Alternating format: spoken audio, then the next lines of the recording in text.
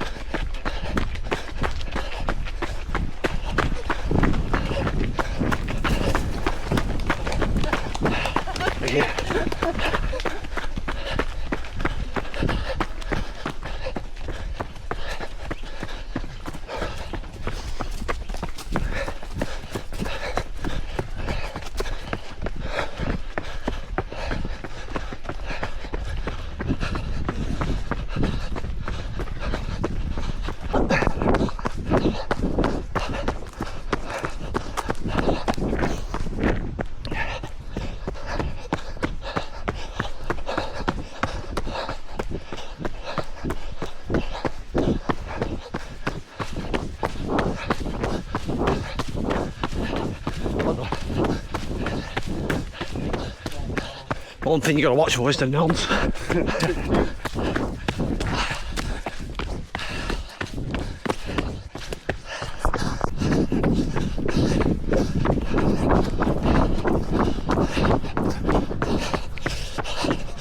Right. So I've not timed it. Probably about 21. 21.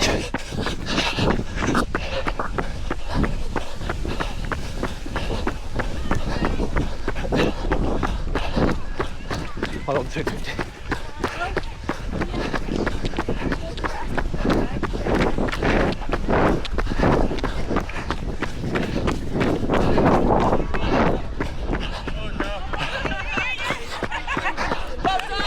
Oh, what day. Right, first park run back done. Some quick times this morning. Even though I'm not going to criticise Warden, but I still think it's short off my official measure. So 5k times. Tom won it 17:22, decent. Joseph Harley 18:48 with third. Dylan overtook me, put a minute into me, over a mile, 18:56. Then Alex Atkinson, first park run 19:26, spanked me as well, and I scraped in, what have I got, 19:57. So, not bad with that, and it's just steady away. But yeah, sub 20, I'd probably say that's more of a 2010, 2015, 5k, realistically. Which I'm happy with that, because my heart rate after the first lap was about 185 beats a minute, so I had to slow it down to like 640s, 650s. So just hung in pretty much. But oh, good crew down. Keeping the Lakeland dream kind of going for another week, but next week we'll be back to reality, freshen up, no running, back to gym, and then it's road to Berlin in 2 months. Can we PB? That's the next one. And realistically, this redemption video was Lakeland, but is it redemption for Berlin from 2018, which I think was a 3. I don't know what it was now. 3:15, 3:12. Can't remember. I'll find out. But that's the aim. The aim isn't going to be to PB. I can't PB. It's 2:44:37. I ain't going to be quick enough in 7-8 weeks to do that. So sub 3. Get another sub 3 at a major. That I'd add it to Boston, Berlin. It would be Chicago. I've still got to go back, and London. So yeah, tick another one off. Sub 3's the aim. That is it. Sub 3, 6:52s. That's what I'm building up for, and then we build for a big autumn. Then a big autumn. Let's have it. Full of confidence. Let's go. We are going podcasting. Sunday after the Lakeland have finished. We have got Jess and Thea on. Thea being the Triple Crown record holder. I think she did it in 2016. I'd like to say as a 9-year-old. She did the Lakeland 1. Did the Lakeland 50 as an 18-year-old. And then smashed out, I think it was 35 hour Lakeland 100 this year. With the mother at 19 years of age, which is just mental. So we're going to have a chat now, me and Steve, or we'll have a chat with them two first, and then we'll have a chat, have a debrief, and take it from there. Might try and get a bit of footage of the podcast, just put a little bit on here, video a little touch, just to see what it's all about. Obviously, we always do the sound recording, we do the studio, but it's just to give a bit of action. But yeah, it's all action. Back to work tomorrow, back to reality, really. And then another week recovery, and then we kind of kick on. We go to Berlin. We have a do at Berlin, see what happens, don't we? But yeah, I'm looking forward to getting back training. Excited. Let's go and do it. Let's go and see what these two wonderful women are all about. Right, so we've just had Jess and, what a background that is, Jess and Thea on the podcast. Could I read out some of Jess's times that she's done? 2016, 9:26, 9:48, 9:05, and then 9:42, and finishing third on 2 separate occasions. And that's for the 50, that, which is pretty epic. But done the podcast with him tonight, mother and daughter. Thea is a triple crown, the youngest person to ever do it. Her birthday's in July. I think it was July the 10th.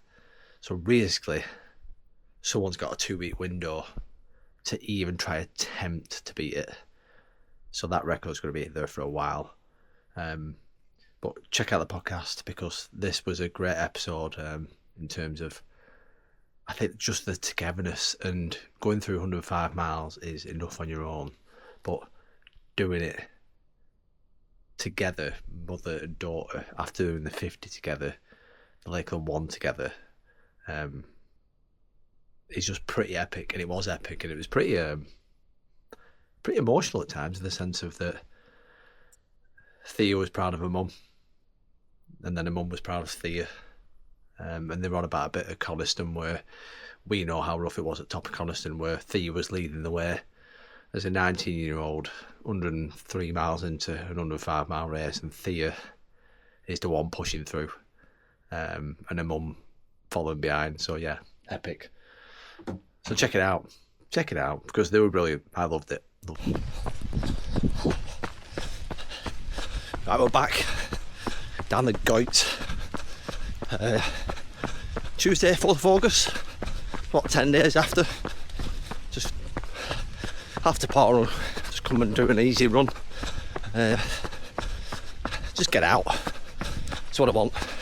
But if about an hour and 15 minutes ago, sat off on Blackpool, I had 2 jumbo sausage with salt, because I've been a bit greedy this past week or so. It ain't stopping, but put loads of salt on so I could feel it, and it's dead salty.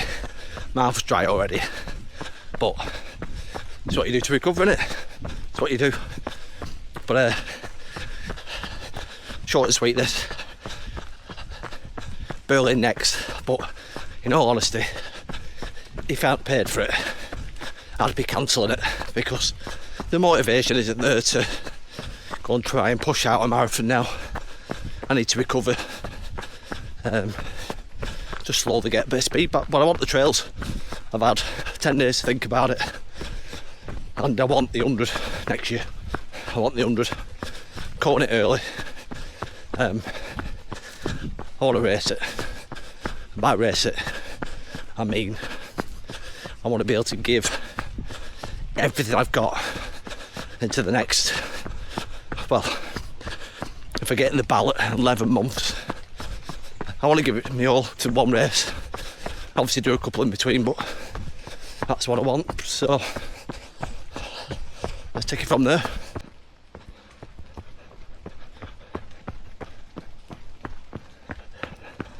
Bit of nature watch again. Little heron, little big one.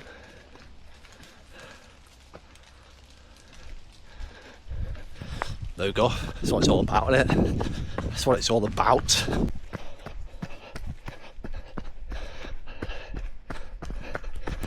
Lovely. So it's actually rained, and my God, it's humid. So I'm on a day 204. I've not cut my hair now. Look at the state of it. It makes it harder, so much harder. Shouldn't have had those sausages. Such a dry mouth. Never learn.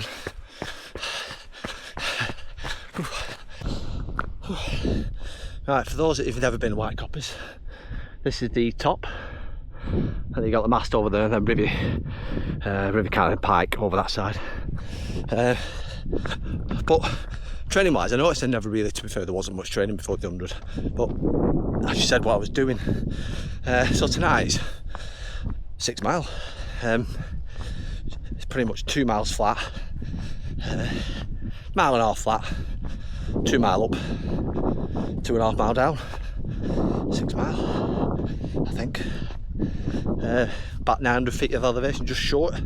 So it's a good graft. It's good 20 odd minutes up the hill, and then you've got a nice descent all the way down, which kind of tests you out a little bit.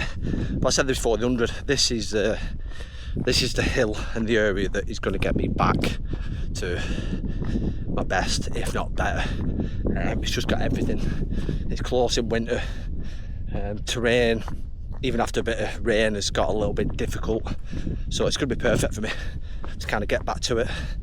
The hair needs to disappear, but realistically that ain't happening for a while, and it's not my main focus. So yeah, but definitely still on a high from Lakeland.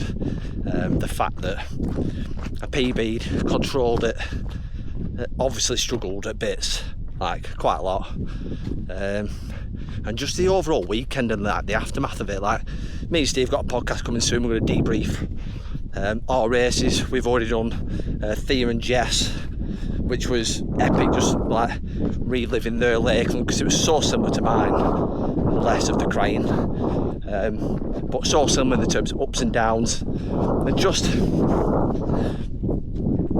how good of a weekend it is. And the build up to this, I was like, it's the last one I'm doing, and I think it was because I wasn't getting the results I wanted, and it was annoying me, it was frustrating me.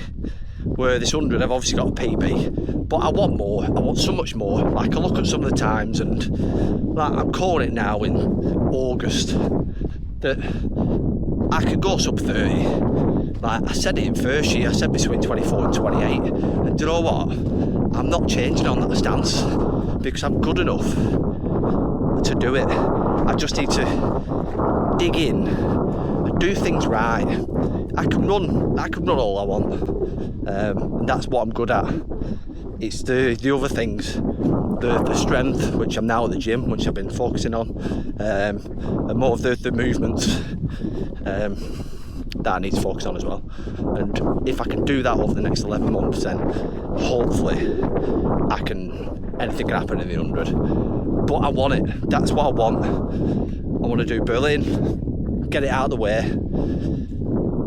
and then move on. And I've got a lap in May, and then Lakeland Trails 55k or 23, depending on if I get the 100 as a training run, and then the 100. And it's ages away. It's ages away, but that's what I want. That's what I'm going for. And in all honesty, this next 11 months, no one's going to stand in my way of doing it. I'm going to do what I want, when I want, on my own terms, and have a year of being completely selfish and give my all to this this running game that I've been playing at now for 12 years, and I still don't feel like I've got the best out of myself. So yeah, there's my honest view, and that's what I'm going for. That's the target, the Lakeland 100 and the lap, anti-clockwise in May, sub 9. So if I'm running well, sub 8:30. So yeah, putting it out there now. And if I do Lakeland Trails in a few weeks, sub 1:15. I've done 1:11 on that course, but yeah, sub 1:15. But yeah, right, enough of the rambling now. Try and get you some actual footage of some running at its finest. So what, let's go and do a bit of downhill for a minute. Some proper downhill stuff, because I've not done it for a while. Right, let's go.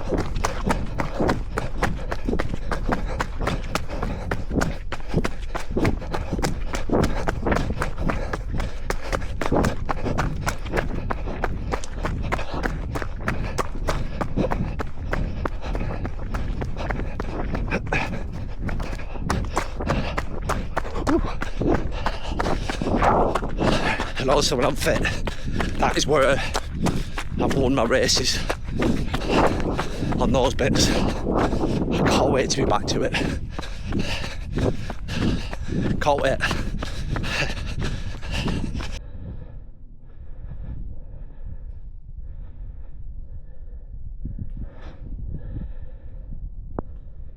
Flying ants everywhere.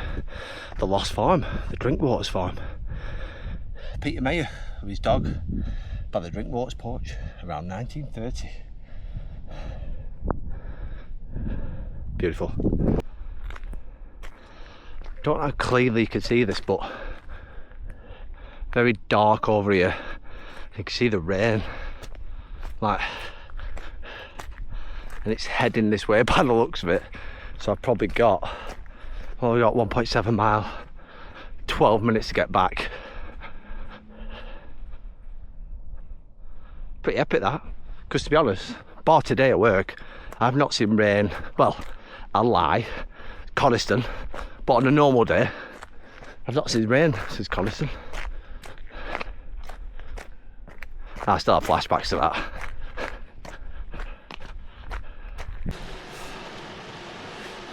Just made it. Literally just made it.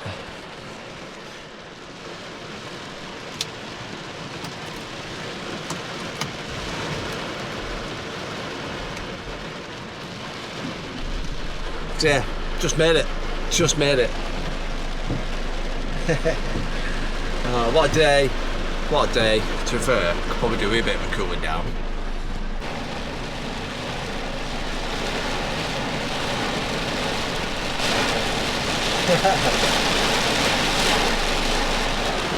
just got away with it.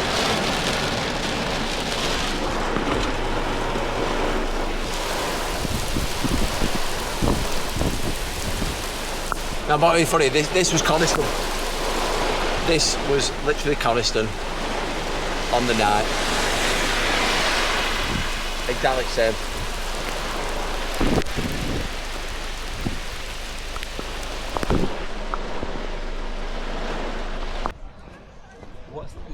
What documentary series is this? This is Redemption. Lead up to Witness Park Run. No, this is Berlin, Berlin. Oh yeah, of course, yeah. Right, so we've got Big Boy Steve. We're on it, mate, we're on it. See, he's naturally in front of the camera now, isn't he? He's getting there. Just... Right, so what are we doing today? Warden Park Run? Warden Park Run, yeah. We'll have a little tickle at this one, won't we? What do you mean by tickle? Well... I need more A specifics. bit of an effort. 10k's coming up, so a little bit of an effort, but not too much. Don't get dragged in. Don't get, what are you going but you're having to do though, aren't you? Beat last week. We've got James here looking very well, looking very slim and looking good. Sub 20, sub 9:57. But it's short, so it should be 4.8k. 4.8k. Right, that's it done. That's your little bit of footage. It's quite good.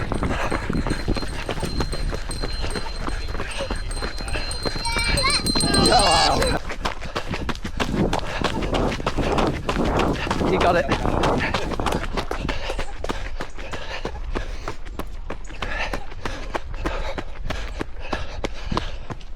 Got the corner.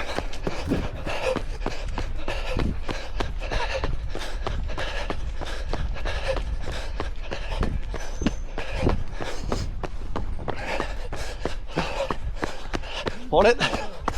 Thank you.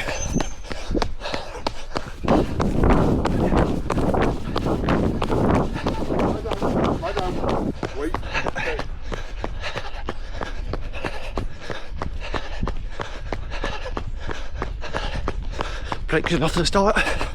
9:40. Come on.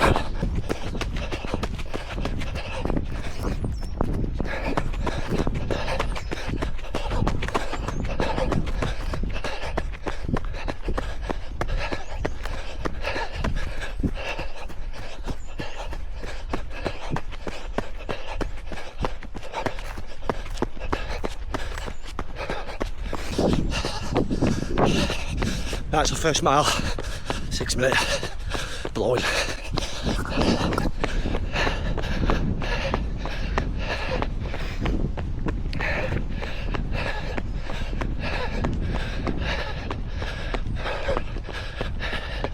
There's the leader, not far ahead, about 40 seconds.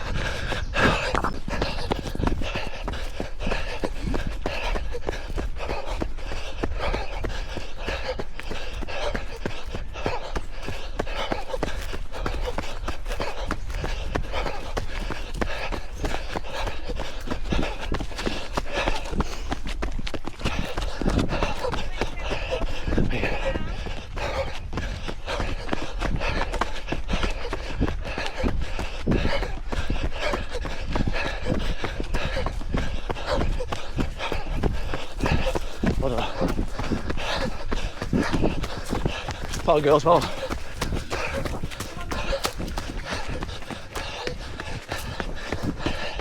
Well done, well done. Mr. Park Run himself. I know, right? I'll keep going. 56.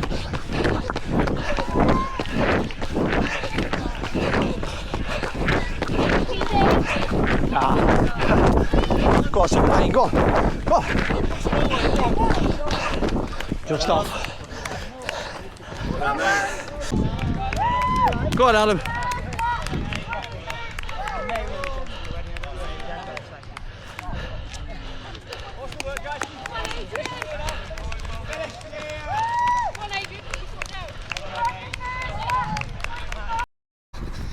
Right, just walking to Steve's now after a nice little breakfast, but we're not videoing in Valley Cafe because it's not what we do. Cheeky podcast. Update on Warden. Steve had a nice little session. Good that he's sticking to his coaching, not getting caught up. 19:57 was the target from last week, and we have done 19:01 today, so 56 seconds faster in the space of a week. So on the up. Next time we go, sub 19:01. I just want a graph now where it's a progression, essentially. So we'll take it from there. Now let's get some footage of this podcast as well. Let's do it. Debrief. Making me nervous, that. What? The camera makes me nervous. The camera, yeah. Can you imagine it? I'm falling apart here. Right, should we go for it? Let's do it. Right, here we go, mate. Episode 88. The birth year of two legends from Bamber Ridge. The Brig Boys. Well, mate, this is going to be a bit of the last of our Lakeland specials now, isn't it? Yep, I think we'll get to the point where we know how much to talk about it, and then we know how much to move on. Yeah. We've done one review which was great with Jess and Thea, weren't it? Brilliant, yeah. Great review. Loved it. This is our review. Right, can I open this up? Yeah, let's do it, right. Same time. Cheers, mate. 3, Cheers, 2, mate. 1. ASMR there, mate. ASMR. Steve Weiser. Yeah, we're going to be hammered by this episode. How many have you got? 8? Just, yeah, I get through What are it they? in the morning. Steve Weisers. Steve Weiser's, yeah. 8%. Really aggressive behind this. Yeah. 8%. Another thing, Mark Lakeland, Yeah. if you're listening. No. Well, I think if we're going to cover stuff, we might as well cover stuff. Yeah, let's go from the start, mate. Okay. We might as well cover Let's it. go for it. So, ultimately, I suppose, let's review the weekend of 2026 Lakeland 50/100. We have briefly talked on the 100. Well, we had the build-up, didn't we? So we spoke to Emma and Phil around the build-up to the 100. Can I correct you there? Yes. We spoke to Phil. It would be nice to have Emma on at some point. Yeah, we'll get Emma on at some point. So we spoke to Phil. Emma said a few words. But so that was a nice conversation with Phil. Yeah. Was she invited or did she just turn up? I don't know. I don't know. I think she was the main guest. But Phil took over, didn't he? Phil took over. I know. I've yet to chat to them properly about how Emma's race went. And stuff like that. Because I saw her. She was a little bit tipsy at Ambleside. Oh, yeah. Only slightly tipsy. Yeah, I heard she got to fight or something. Scrapping. One highlight of the weekend, I guess, is that Ambleside, there's a lot of pubs open in there, and depending what time you arrive through Ambleside. yeah. 5 o'clock, people are sober. 10 o'clock, people aren't sober. Yeah, and to be fair... 10:30, people are scrapping. Yeah, it's all going on. To be fair, I arrived at R5 and there weren't many sober people. No. Sunny though, weren't it? Oh, brilliant day. Great day for it, mate. Great day for it. But yeah, so that was built up with them. They obviously had their own race. Phil ended up with a bit of an injury. Yeah. Did his knee, I think, the week before. Yeah. So Phil didn't end up doing it. And Emma, do you know how far she got or not? It was about 25, 24. Bottomere, yeah. Bottomere, that was the stop, yeah. Is that and that was her knee, I think. Yeah, 26 and it's just over. Yeah, I think she'd mentioned around... I think she had in her head a number, but it wasn't 100. No. It was just to have a good do with it, I think. But... It was a nice little marathon on a Friday Lovely, night, yeah. pretty much. Gutted for her in the sense of that she I think she knew, and you're never going to tell someone, like we were never going to sat there and go, look, your knee injury is going to cost you here. Yeah. But I think deep down people know in the sense of how bad their injury is, and is it worth going through that pain? Yeah. And it's not. I Adam that run it last year, he did like a sub 30 last year, and I caught him at Bottomere, and we were laughing about it, but he knew at Bottomere that he weren't going to carry on because he'd done his, I think it was his quad. And he did a little run down, but he went, that's all I've got, mate. And we were laughing. I was like, oh, geez. I was like, well, have a good night. Yeah. But he pulled up at Seathwaite and he knew. And he was like, I can't get around another 70 miles with an injury. And that's the problem with it. He was running well, and then all of a sudden it was done. Yeah. Literally race over straight away. What was the completion? It was 60, I want to say 61 or 62, weren't it? Yeah.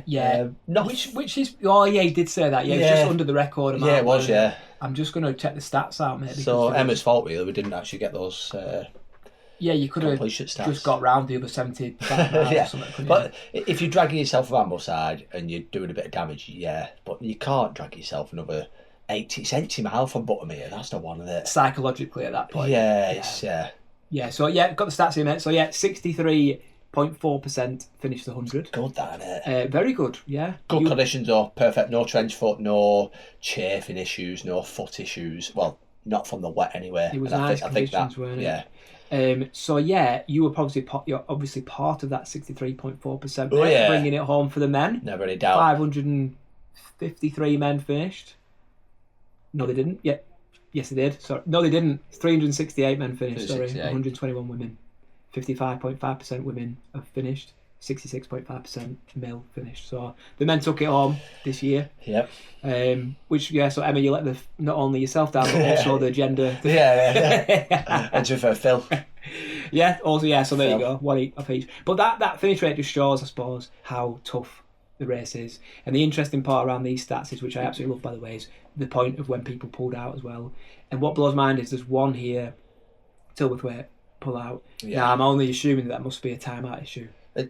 Yeah, potentially, but it is hard, that last bit. It's hard. The guy that I run with, we chatted after it, and after even the last time I'd done it, I'd never back out of it unless I was injured. It's as simple as that. That's just the mentality. But we discussed it, and we basically said that I can see why people now get to Ambleside and don't want any more of it. Yeah. That second night comes, and we were saying 5 hours. It took us 6.5, nearly 7. And for those that are moving slow, it took me 9.5, 10 hours, the 2023. And if you've not got it and you're not hitting that cut-off point, there is no point in leaving Ambleside. Yeah. And even though you think, it's only 15 mile, it's a massive portion of that race. You've got a long way to go in that second night and the second morning, shall I say. Oh, yeah, it's fine, so it's the first time we actually had a chat and gone, I can see why people do it now, because I could have easily sat in a chair there and gone, I'm having 3 hours kip here, see you later, bye. You're right. Because to be fair, on paper, you look at that and go, Tilberthwaite, it's only 5k to go. Like, why would you pull out? But after you got 102 miles at that point in your, how much more can you actually give? You know what I mean? And I think that's it. And I think this year with the rain and how bad it was, those people that was in that rain might have been in it for, we was in it for 4.5 hours, when people might have been in it for 12, 13, 14, and they got to Tilberthwaite and gone, nah. Or they've been advised and look, you're not going to get over that in the driving wind and rain, you're too cold already. It's a safety matter, isn't it, sometimes? Or you've just gone, don't want it. Don't want it. I've done 102. Because even the 50 runners were coming through, early hours of the morning. They were cold, they were wet. Oh, yeah, So the conditions on that plus another 55 miles a year. Yeah, I don't envy that, to be honest with you. No. My question for you is, right, so everyone's talking about these, the 50 to the 100, and naturally you should go and do that and stuff. And obviously my pipeline, at some point it will be in there. But what is the biggest differences between stepping up to the 50 and stepping up to the 100? What have you, I guess, changed, and what have you got to change your focus on when you get to step up to the 100?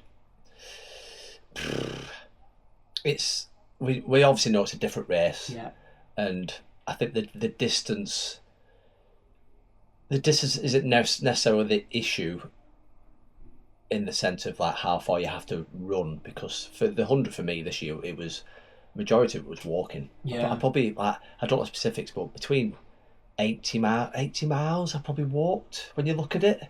If you look at maybe more, because the runnable bits on that course, there's not loads on the first half, and even the second, when you're up Fusedale, you can run top of Fusedale, but there's not many runnable bits when you add it all together. But I think it comes down to, it's I've got an advantage in the sense of the job I do is physical, it's manual, and it's tough in a sense of you might be 12 hours deep into a shift and you've still got 3 hours of tar to lay. You've got to shovel it, you've got to rake it, you've got to physically switch off from the surroundings with it. So when I come to walking in the lakes, that is so much better than my job in the sense of how hard it is.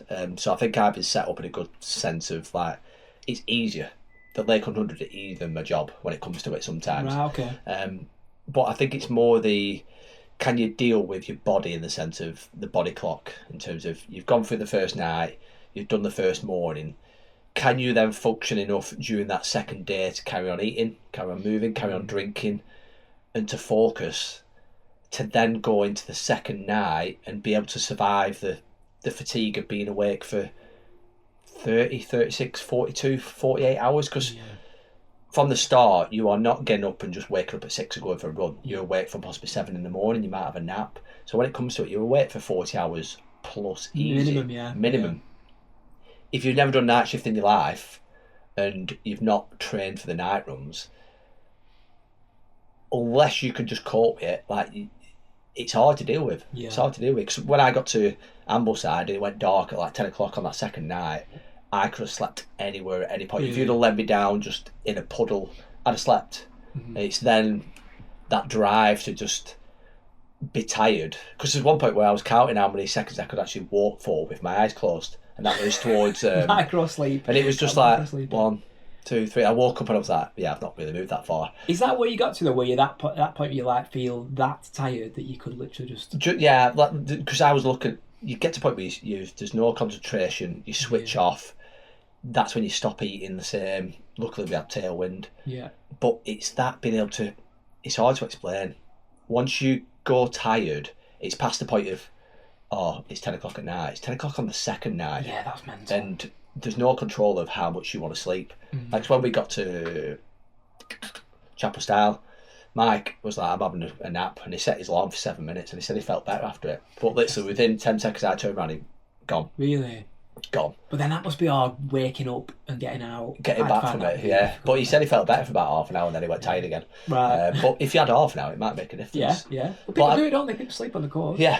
Which if you're quick enough, you could probably do it. To be fair, I could probably done, but then I'd be accepting that I'd be coming around in 39 hours again. Yeah. I could have had a 3 hour kip and been like, oh, I'm cracking on. So I guess all those people 30 and under don't sleep. No, they just go straight through, but they're moving quick enough so there's less pain on the feet, maybe possibly less pain in the joints. You've not had to eat as much in the sense of they're moving quicker, where those that are 35 hours plus, your feet hurt, your legs hurt, you're not eating the same. That's such a thing, that, and like, you know, without being disrespectful of people, that takes a little bit longer. I actually think it's harder to do that. Like I was talking, obviously, you know, Fran's family came through, didn't they? So Auntie Fran's mum, Fran's uncle all came through. But like I was saying, you know, coming in the early hours of the morning, like 6 a.m, that's a long day out, that, and they get more of the weather, they get more time on their feet, they've got to eat more, they've got to fuel more. I think it's quite difficult. It's to be harder, at that. But because if you look at yours, you come through in daylight, no rain, no nothing, dry all the way through. It's like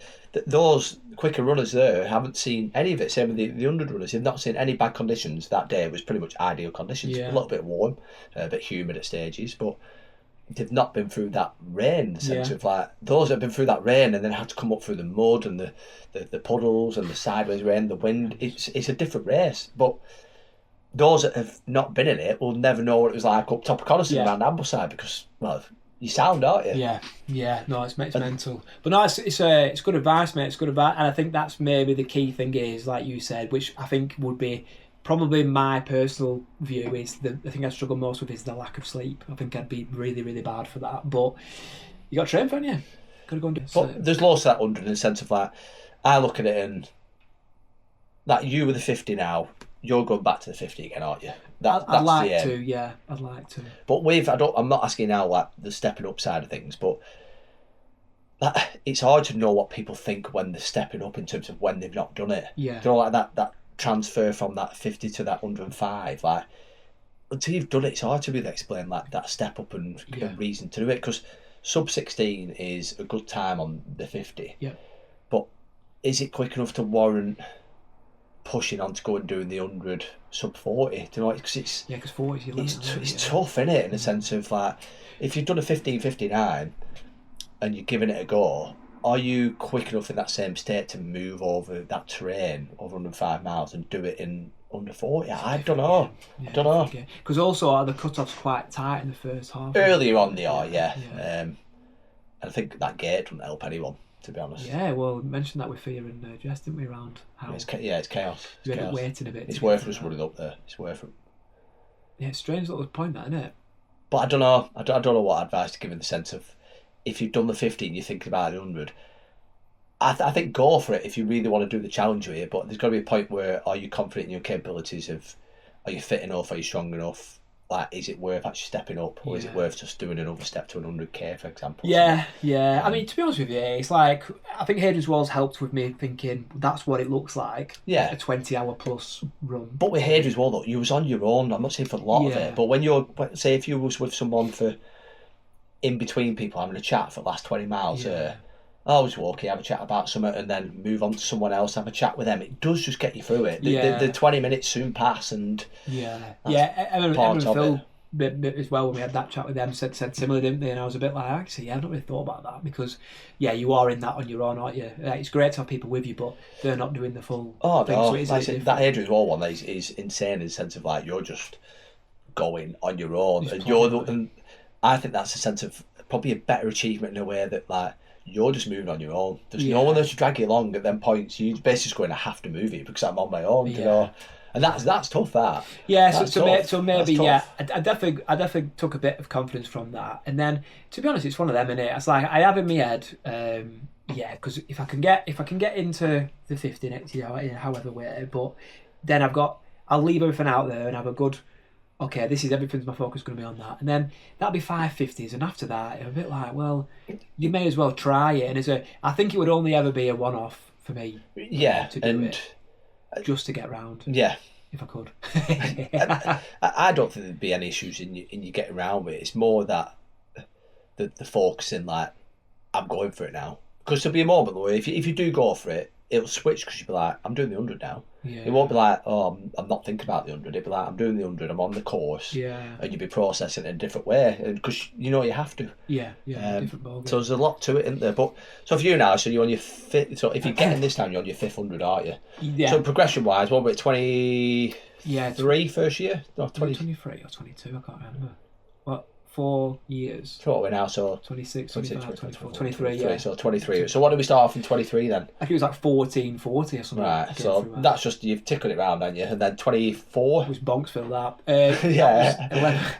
So, but for someone speaking of 50, you've been through different scenarios on all of them, which is quite good and experience-wise. Like now, you've been through a lot on the same course, haven't you? Yeah. And not one's been the same. It's not. Not one's been the same. Every time it's been very different. Yeah. So I remember the one where you was with that woman in the field and she was crying. You were like, "Come on!" That was hilarious. That gosh. Was that first year? That was year one. Yeah, because it was dark at Bleed Tarn.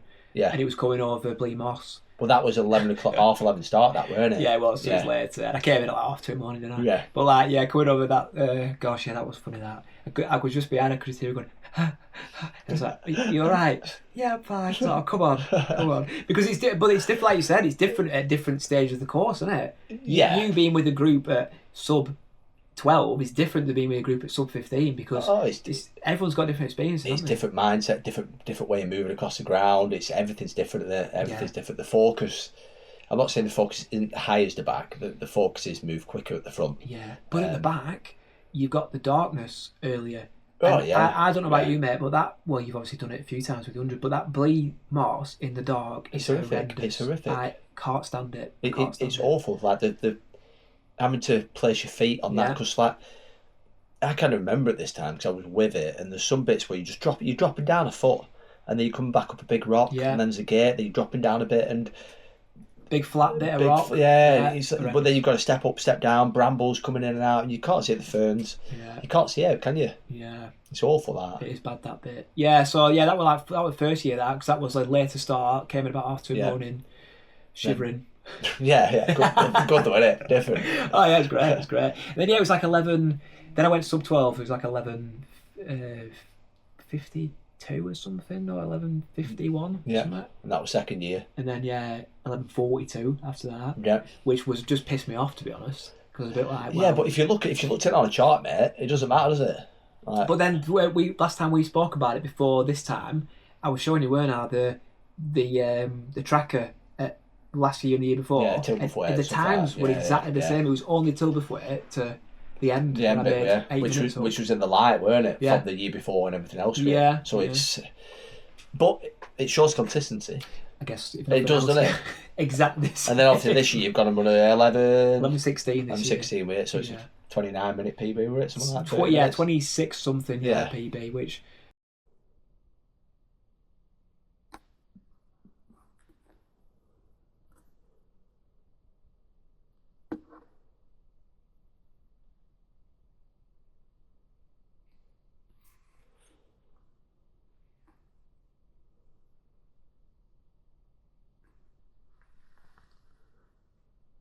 Trail skiing.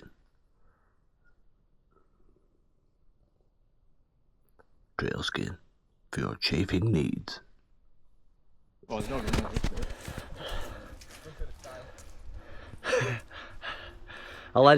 speed it up ×2. Yeah.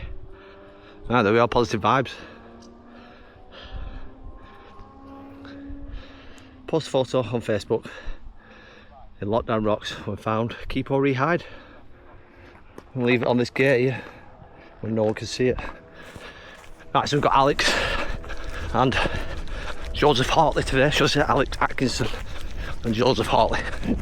10 to 15 miles on a mad route that I've never been. Alex is coming back from 100, which was I think 33 hours this year. Not his quickest, but just having a quick chat now. He wants more. He's on his 3rd. He'll be back for his 4th hopefully, and go again. Joseph back off the Lakeland 50. Impressive time in the sense of if you compare it to everyone else, but for Joe there's so much there, so much more there to give, so much more there to be had, and he'll be back, and fingers crossed he's at ballot because he deserves another shot at a good time. And for me, like, even just the way he's moving now, the sub 10, the sub 11, rethink that. Sub 10, yeah, have it as a B target, but recently the way you move, I'm telling you this, Joe, like, it's got to be between 9:30 and 10, has to be. From the people that I know that have done it, and how good of a runner you are, and how much you've improved, like, have the confidence, get in, train for it. Sub 10, redemption, part 9. Right, let's go and do a bit. So we've got Bama Bridge in the background. What's it now? City of Bama Bridge. It's a lovely view, that, isn't it? Manchester. On a proper clear day, see right across the north side of Wales. Yeah, Isham, aren't you there? It's Isham, isn't it? Power plant, or is it? That'll be more sort of. That'll be like Chester side, won't it? Oh, it will be, yeah. I think. Yeah. Is that Runcorn Bridge? Yeah, it will be, yeah. Runcorn, yeah. Yeah, because that one you're on M50, whatever, isn't it? Sweet.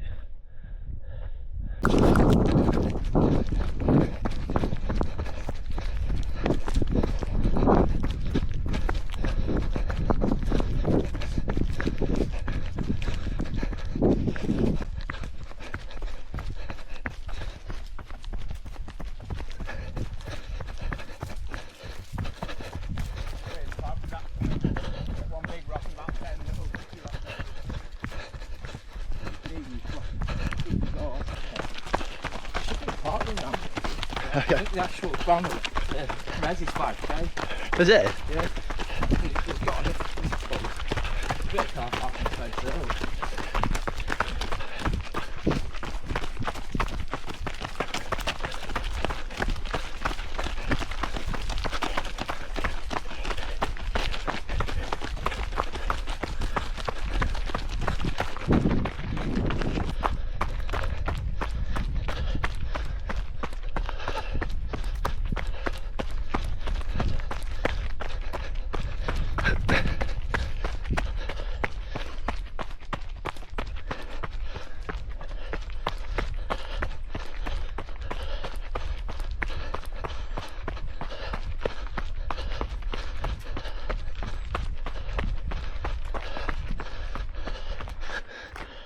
Look at that. See what? Testing me today, these two. I'm blowing. 9 mile in.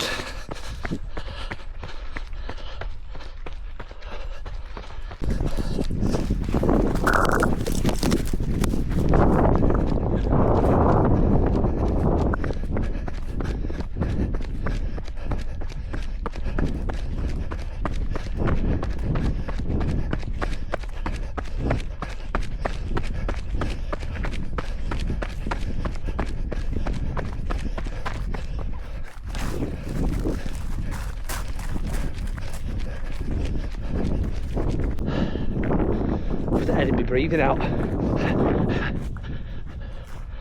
Right, top of Darwin Tower. That's it. That's your commentary.